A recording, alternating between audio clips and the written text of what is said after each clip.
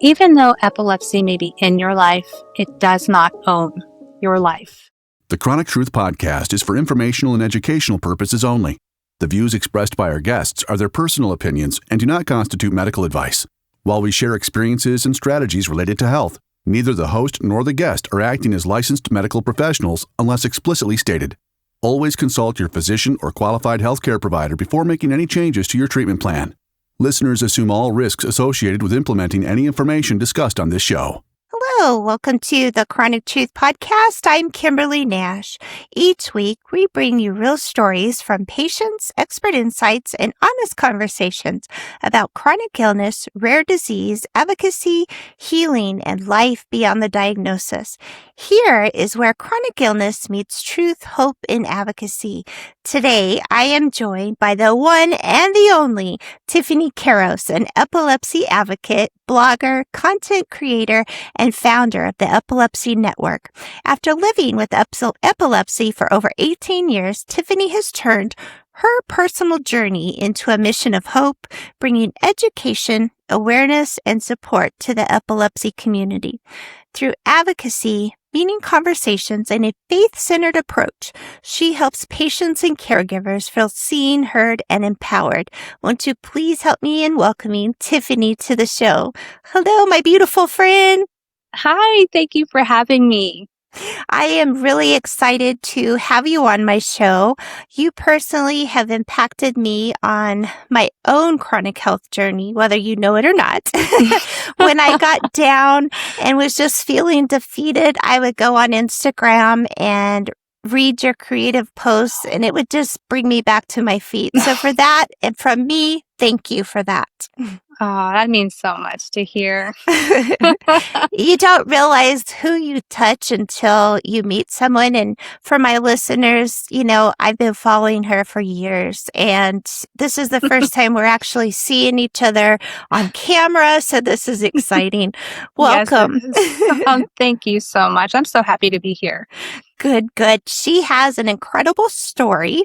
Tiffany, go ahead and share a little bit about you and your health journey. Yes. So I have lived with epilepsy nearly 18 years, and I was diagnosed in 2008, just 4 months after I was married to my husband, Chris. We're going on 18 years married in August, so that's really exciting. But yeah, that was totally unexpected. This seizure was my second seizure. So it was an early December morning. I was on my way to get Christmas presents. I had no idea that this was going to happen. But when you have your second seizure, then you are officially diagnosed with having epilepsy.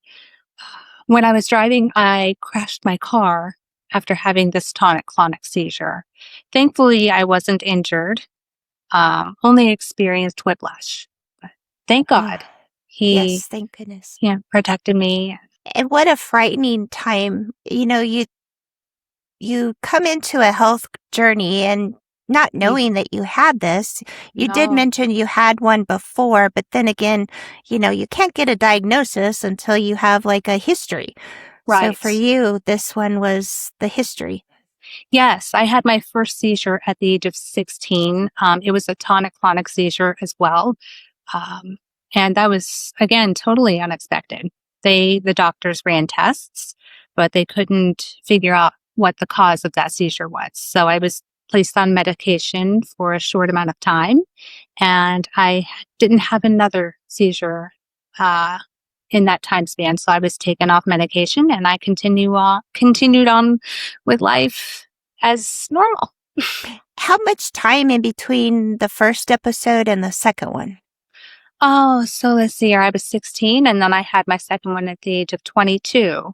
So yeah, just a short time gap there. Just a little bit of time. Tell us a little bit about what you experience when you have a seizure. For myself, I've heard of it, but I don't know exactly what your body does or if it gives any warning signs. It can. Every person's experience is different. For me, I experience these tonic-clonic seizures. So Usually I will lose consciousness and I will wake up to discover that I had that tonic-clonic seizure.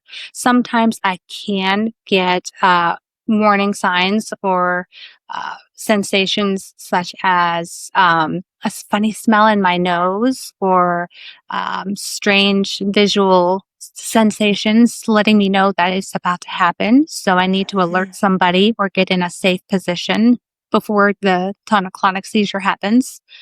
And other times it just occurs. It just happens. Mm-hmm. How did your husband react to you being diagnosed with this? He was just so wonderful. He just got right into, loving, caring mode and just, he has come alongside me, been my greatest supporter. And I am so grateful for his love and support. Many times people with chronic illness, they don't have that support of a loved one or a friend or anything, that they feel comfortable and trusting with this. What would you suggest for someone going through this? Is there like a community? I know you built a community called the Epilepsy Network. Yes, absolutely. There certainly is a community of people who understand what you're going through. You're not alone. And so I encourage them to definitely check out the Epilepsy Network. This is what inspired me to really get into advocacy is because I know how isolating epilepsy can feel. So that really got me motivated to want to create a community that I'd wished I'd had when I was first diagnosed. You post a lot on social media in the hospital, going through testing. That's what inspired me is you're so open to sharing your journey. You share with, electrodes hooked up, monitors.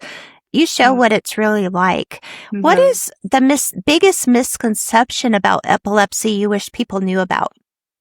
I would definitely say that a lot of people assume that it's just tonic-clonic seizures. And that's just not the case. Every person's experience is different. There could be situations where it's just staring blankly or just, having, these tonic-clonic seizures. It's different for everybody. Everybody's journey is unique to them. Coming out of it, is it like draining on your body?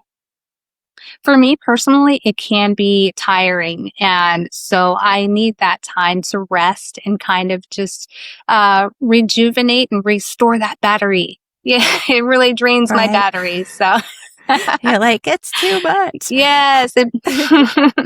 How has it affected your everyday life?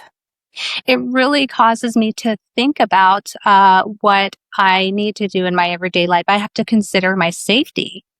And so it makes me really lean on people for things that most people take for granted, such as driving. That's a really big one.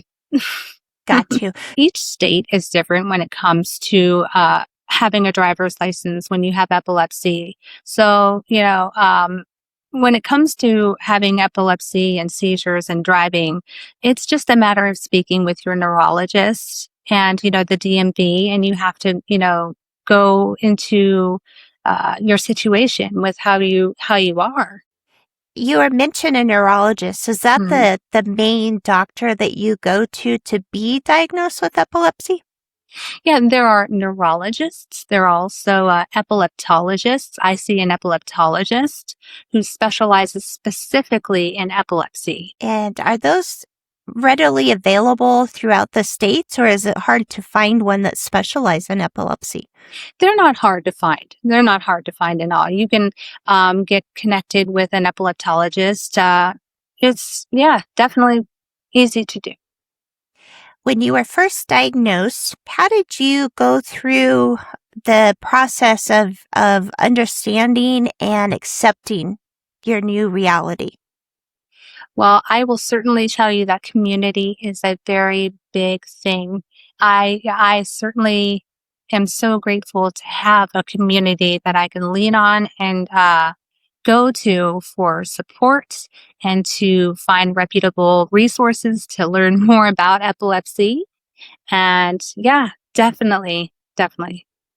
What made you decide to be so open and out there about your journey? Well, certainly I realized that again, epilepsy can cause people to feel isolated or lonely. And I didn't want that. I didn't want that for people. So I wanted to help people to see that they're not alone. They don't have to take this journey alone. And I want to show people the reality of what it's like to live with epilepsy because there are a lot of misconceptions and stigmas that surround this condition. And if we just, pull back the curtain and show what life is like with epilepsy, we can bring more support in And more awareness. and What more are some of awareness. the misconceptions you feel are happening? A lot of people just assume, again, that when it comes to seizures, it's just convulsive and that there is only that one type. And again, that's just not the case. That's not the case. And that, you're not able to work a job, that you're not able to have, children. There's multiple types of misconceptions. And it's just one of those situations where we really need to make sure that we're educating people.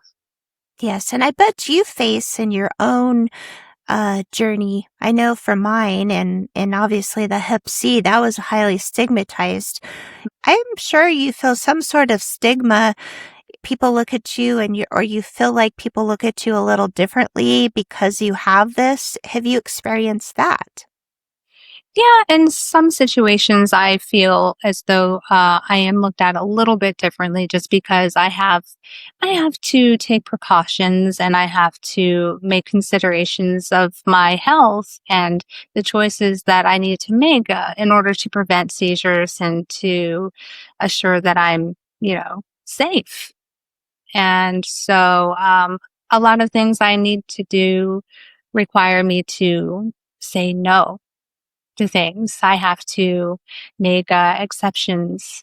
So, Going with that, I'm going to plug for myself. The hardest thing for me was to learn that word no no. or I can't right now. Mm-hmm. It's extremely difficult for anyone on any condition to learn that and learn a boundary. Yeah. What was your biggest trial with that, or were you able to just say no right away? Oh, I would say my biggest trial was just, when it comes to just, for instance, considering my health, staying up late or being in stressful situations, I just had to, like you said, draw that boundary line. Mhm. I have to, make sure that it's safe for me to be in certain situations or to be, it's really necessary to stay in that boundary line, stay behind that boundary line. I see Chris on your social media channel as well, and he's got his own, but he is such an advocate for you, and being that advocate for when you can't speak for yourself. Yeah. Yes. What tools did he learn? I mean, were you able to teach him what you needed, or did he just kind of pick up on seeing it going with you? Having open communication with one another is so huge because that way he knows what I need and I know what he needs. And that's just so great to, with, know, um, caregivers and those of us with epilepsy. Open communication is huge. Is the key. It's the key. Hence 18 years of marriage coming up. Yes. So I think all of us, chronic illness or not, could probably take some lessons from you guys. I'm just so grateful for him. Very much so, very much so. I know for myself, going into a relationship that he has no chronic illness in his family. They're all healthy. I grew Yeah. up with, my mother in and out with her kidney, etc. So Mm-hmm. we lived polar opposite lives. Mm-hmm. And when we started dating, I think I threw out the tools of everything that was wrong with me to give him an exit, so to speak. Like, okay, honey, I've got this, and this. And he just stayed. But That's I think, amazing you said that. yeah, I think as you go through your journey, and he's seen me now going on a new diagnosis with possible MS, I think he sees the frustration in being a patient and not being able to help me. Yeah. And so I'm sure many caregivers out there do have that same feeling. Mm-hmm. Yeah, definitely. Yeah. And again, that's, amazing that you said that, because when I had first started out on my journey, I told Chris, I said, look, I don't blame you if you want to go. I know this is going to be a lot of work, not just physically, but emotionally. But he was like, no, we are in it for the long haul. I am with you. We're doing this journey together. And that is just, that's hard to find. That's hard to find. It was is. a And then I think moment. that's where we're kind of the same in our personas. We tend to be upbeat people. And for me, I don't like to see anyone see me hurting. And so for Frank to come in and see that part of my side that no one else gets to see, obviously my children did, coming, growing up, taking care of mom, but it's a face that I try really hard now to be more public about, and share. I love how you create your posts. Do you use it based on what's going on that day, or how do you come up with such amazing stuff? I just love to be open and honest, and I want to bring people into my world and show them what I go through and experience living with epilepsy. And I want them to know that they're not alone on this journey, that I'm with you.